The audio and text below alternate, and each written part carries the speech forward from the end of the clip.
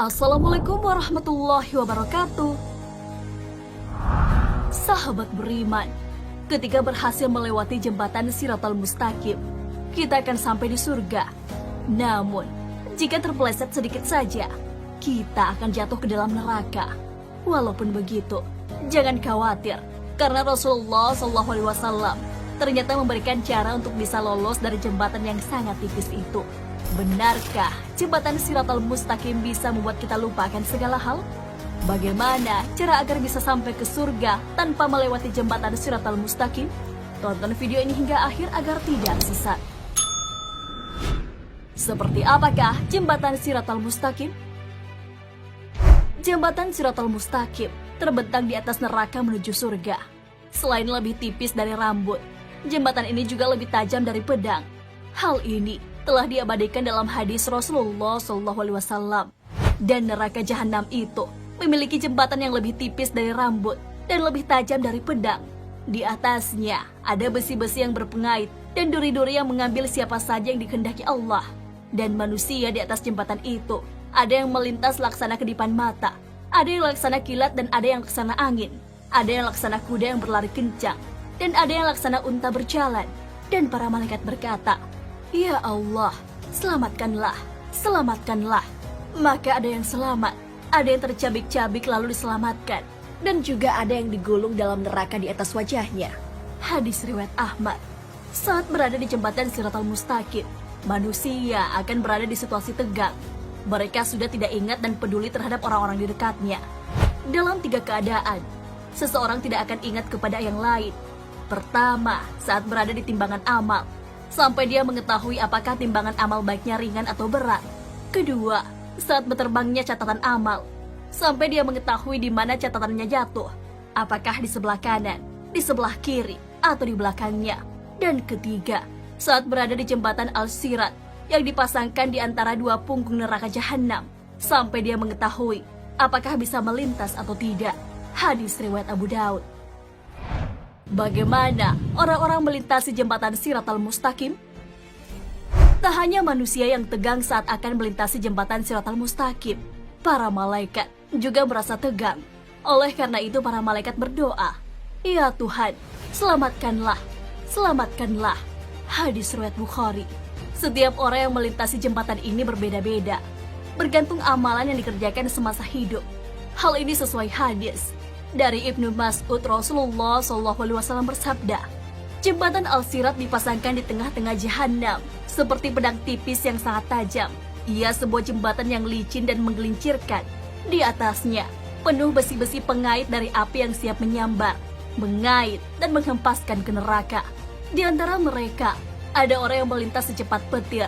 Dia berhasil selamat dan tak melekat bergelantungan pada jembatan. Ada pula yang melintas secepat angin. Dia berhasil selamat dan tak melekat di atasnya. Ada pula yang melintas secepat kuda. Ada pula yang melintas seperti orang berlari. Ada pula yang melintas seperti orang berjalan cepat. Ada pula yang berjalan seperti orang berjalan normal. Dan manusia yang terakhir melintas adalah seorang laki-laki yang telah hangus terbakar api dan menghadapi kesulitan di atasnya. Kemudian dimasukkan Allah ke dalam surga berkat karunia, kemuliaan dan rahmatnya." Hadis riwayat Tabrani. Melihat gambaran orang-orang yang akan melewati jembatan Shiratal Mustaqim, seharusnya semakin menambah semangat kita untuk melakukan ibadah. Hal ini telah dilakukan oleh para ulama dan sholihin. Salah satunya adalah Khalaf bin Ayyub. Kisahnya diceritakan dalam Mukasyafatul Qulub. Beliau adalah orang yang saat melaksanakan sholat sangat khusyuk, sampai ia tak menyadari lalat kerbau menggigitnya. Darah mengalir, tapi ia tetap melanjutkan ibadahnya. Ditanyai perihal kekusukannya, ia menjawab, "Apakah akan merasakan rasa sakit itu orang yang sedang berada di hadapan Sang Maharaja yang maha berkuasa, sementara malaikat maut berada di tengkuknya, neraka berada di sebelah kirinya, dan jembatan Al-Sirat berada di bawah telapak kakinya?" Melewati jembatan Shiratal Mustaqim juga bisa menggunakan perahu. Namun, hanya orang-orang tertentu yang akan menggunakan perahu itu. Bagaimana cara mendapatkan perahu itu? Dalam kitab Dokoikul Akbar, Fi Zikril Jannati wan Nar, karangan Abdurrahim bin Ahmad Al-Qadi, dijelaskan bahwa Ada orang-orang yang akan mengendarai perahu untuk melewati jembatan Shiratal Mustaqim nantinya. Yang akan menjadi kapal atau perahu menuju surga Allah Subhanahu wa Ta'ala adalah masjid. Orang-orang beruntung yang akan berada dalam perahu itu adalah mereka yang gemar melaksanakan ibadah di dalam masjid. Dalam kitab tersebut diceritakan bahwa ada suatu kaum yang berada di jembatan Shiratal Mustaqim. Mereka menangis dan berharap ada yang menolong. Mereka berkata, "Siapakah gerangan yang bakal menyelamatkan kita dari api neraka?" Padahal kita tidak kuasa melewati jembatan ini. Malaikat Jibril pun muncul dan bertanya mengenai hal apa yang membuat kaum itu tak bisa melewati jembatan itu. Mereka pun menjawab kalau mereka takut akan api neraka. Malaikat Jibril pun kembali bertanya, "Apakah ketika di dunia kalian menemui lautan? Bagaimana kalian menyeberanginya?" Mereka pun menjawab bahwa mereka menggunakan perahu untuk menyeberang. Setelah itu, Malaikat Jibril pun datang membawa masjid dalam bentuk perahu. Masjid ini adalah tempat yang sering mereka datangi saat di dunia. Mereka beribadah di dalamnya. Mereka pun duduk di atas masjid yang telah menjelma menjadi perahu.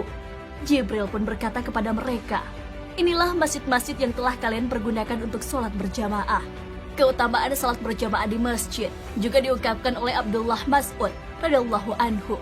Beliau berkata, "Barang siapa senang untuk berjumpa dengan Allah kelak sebagai seorang muslim, maka hendaklah menjaga sholat sekiranya datang panggilannya. Sesungguhnya Allah telah mensyariatkan kepada nabi kalian sunnah-sunnah petunjuk, dan sholat adalah termasuk sunnah petunjuk. Seandainya kalian mengerjakan sholat di rumah-rumah kalian, niscaya kalian telah meninggalkan sunnah nabi kalian. Tiada seorang yang bersuci lalu menyempurnakan sucinya, kemudian pergi ke masjid melainkan Allah mencatat kebaikan baginya dari setiap langkah. Allah mengangkat derajat satu langkah dan menghapus dosa dengan satu langkah lainnya. Sholat memang bisa dikerjakan sendiri maupun berjamaah. Namun, lebih afdal jika dilakukan berjamaah. Perihal sholat berjamaah, Rasulullah SAW selalu mewanti-wanti umatnya untuk melaksanakannya. Hal ini sesuai hadis dari Abu Hurairah. Rasulullah SAW bersabda, "Siapa saja yang menjaga sholat 5 waktu secara berjamaah, maka ia menjadi orang pertama yang melintasi jembatan As-Sirat yang cepatnya seperti kilat menyambar. Kemudian dikumpulkan Allah bersama golongan tabi'in." Hadis riwayat Tabrani. Sholat menjadi penyelamat seseorang, tidak hanya di dunia, tapi juga di akhirat. Perintah sholat pun telah banyak diabadikan dalam Al-Quran. "Bacalah apa yang telah diwahyukan kepadamu, yaitu Alkitab Al-Quran, dan dirikanlah sholat. Sesungguhnya sholat itu mencegah dari perbuatan-perbuatan keji dan mungkar. Dan sesungguhnya mengingat Allah, sholat adalah lebih besar keutamaannya dari ibadat-ibadat yang lain. Dan Allah mengetahui apa yang kamu kerjakan." Quran Surah Al-Ankabut ayat 45. Sahabat beriman, melewati jembatan Shiratal Mustaqim tanpa kendala adalah keinginan semua orang. Namun, sudahkah kita mempersiapkan untuk melewati jembatan itu? Seberapa seringkah kita sholat berjamaah di masjid selama ini? Wallahu a'lam bishawab. Wassalamualaikum warahmatullahi wabarakatuh.